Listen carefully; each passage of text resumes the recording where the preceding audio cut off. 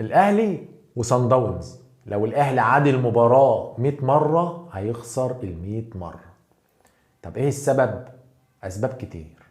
اولا لعيبه الاهلي مش قادره تروح تجيب جون، مش قادره تهاجم. الهجمه الوحيده اللي ضغطت جابها محمد شريف. طيب تمركز غلط من حمدي فتحي وديانج، مش بيقابلوا الناس اللي جايه من نص الملعب. خط النص لازق في خط الدفاع، وده غلط في الكرة يا جماعة، مفيش الكلام ده. خط النص لو لزق في خط الدفاع ضغط الدفاع وضغط الحارس وضغط الدنيا كلها وقال للفرقة تعالى هجميني. معقول يا جماعة؟ معقول الكلام ده؟ طيب التشكيلة حلوة ولا وحشة؟ لا، كولر بدأ بالتشكيلة اللي تستحق، لأن التشكيلة دي اللي بدأت ماتش القطن واللي بدأت ماتش المقاولين. طيب امال فين بقى اللغز ومين السبب والكلام ده؟ طيب عندك حمدي فتحي. هو حمدي فتحي يا جماعه راجل شغال بموتور. حمدي فتحي ده شغال ببطاريه. في ايه يا عم كولر؟ يا عم كولر قلنا ماتش زي ماتش المقاولين وانت متصدر الدوري. ريح حمدي فتحي ولعبوا الماتش. ريح علي معلول اللي مش قادر يغطي في كوره لو كان غطى فيها بس في نص الملعب، اللي اللاعيبه اتضربت وراحت 3 راحت 4-3. ما هو مش قادر. اللعيبه مش قادره يا جماعه. ومين السبب؟ السبب كولر.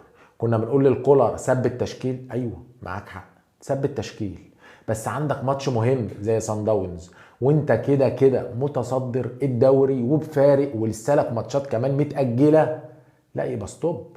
ما تطلعناش من افريقيا بفضيحة. ما تطلعناش من افريقيا بفضيحة. مش كده يا جماعة.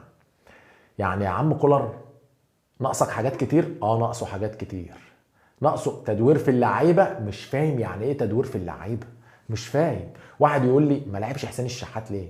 ما لعبش عمرو السوليه ليه؟ ما بدأش احمد عبد القادر ليه؟ ما ينفعش يا جماعه لعيبه تيجي بقالها 10 ايام ما لعبتش ويجي يلعبها.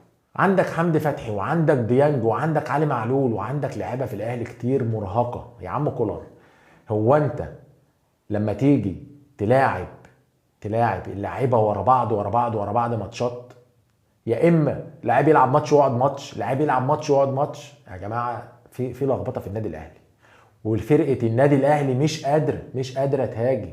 نيجي بقى للاهداف. الهدف الاول حمدي فتحي وديانج لو متمركزين صح وبيضغطوا على الراجل مش هيشوطها بالطريقه دي.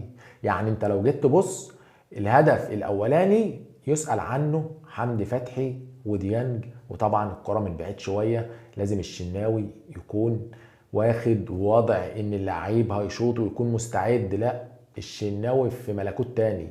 واحنا قلنا يا جماعة لازم كولر يقعد الشناوي. ما هو انت راجل لعبته في افريقيا ماتش مثلا في الدوري ادي لحد تاني. مش كده يعني يا جماعة، انتوا ناقصكم كتير. بجد ناقصكم كتير، والاداره تشيل في الكلام ده. يعني الاداره تشيل في الكلام ده. الهدف بقى اللي محمد شريف جابه، وحط علامه تحت محمد شريف. انتوا كنتوا هتقضوا على الراجل، والوحيد اللي طلع وساند الراجل واتكلم عليه بالحلو الحمد لله انا، وطلعتوا هاجمتوني وقلتوا محمد شريف لا يصلح. محمد شريف طالع النهارده واخد العلامه الزرقاء، يعني يعتبر احسن لعيب في لعيبه الاهلي. لما اللعيبه بتاعت الاهلي دخل فيهم هدف الاولاني ودخلوا ضغطوا جابوا الهدف الاول بقى 1-1. عملوا ايه بقى؟ كله رجع ورا. يا جماعة انتوا مش قادرين تطلعوا نص الملعب. الكرة بتتلعب من نص الملعب انفرادات واللعيبة بتروح علينا زيادة. ازاي؟ يعني انا اول مرة اشوف مهاجمين بيروحوا زيادة عن اللعيبة واللعيبة واقفة ومش هجمة مرتدة. يعني حاجات زازجة يا جماعة. في هو لعيبة الاهلي راح تخسر؟ لاعيبه الاهلي نفسها خايفه من صن داونز. خايفه من صن داونز، عامله لها حساب، عامله لها 2000 3 حساب. مش كده يا جماعه؟ انا اول مره اشوف لعيبه الاهلي والنادي الاهلي في الوضع ده، انه يخاف من لعيبه، انه يبقى عنده ماتش فيصل ويروح يبقى بالنظام ده. الهدف الثاني يا جماعه في حاجه اسمها الخط الدفاع بيطلع كله مره واحده، مش 4 طالعين واثنين نايمين في الاوفسايد ولا واحد نايم في الاوفسايد عشان كره زي دي تيجي جون. يا عم عبد المنعم انت مش قادر؟ قول يا جماعه شكرا انا مش قادر، هنشيلك فوق دماغنا. انما تبقى بالنظام ده ومش قادر تطلع في كرة تسلل. الهدف الثالث زي الهدف الاولاني، حمدي فتحي وديانج برضه سايبين الراجل يشوط ومحدش بيقابله، وسايبين لعيبه صن داونز تلعب براحتها، ونص الملعب متاخد ورا مصنع الكراسي. الهدف الرابع بقى كارثه، الراجل يضرب 2 نص ملعب بما فيهم علي معلول اللي ما قدرش ان هو يضغط عليه، وانا عذره لان لعب ماتشات كتير، والراجل جاي بيلعبوا ماتشات محليه ال90 دقيقه. يا عم كولر لازم الراجل ده يمشي، بجد لازم الراجل ده يمشي. انا مش عارف اعمل الفيديو، متضايق يا جماعه، متضايق من اللي بيحصل، متضايق حاجات ناس صغيره ما تعملش الحاجات دي. الهدف الخامس كرة من نص الملعب، طبعا لعيبه الاهلي كلها كانت بتهاجم، ويروحوا اللعيبه تسبق لعيبه الاهلي ويكون عندها اصرار ان هي تروح تجيب الهدف الخامس بالمنظر ده. لعيبه الاهلي بما فيهم المدير الفني بما فيهم الاداره محتاجه فرمطه يا جماعه، وهطلع اعمل فيديو على الموضوع ده.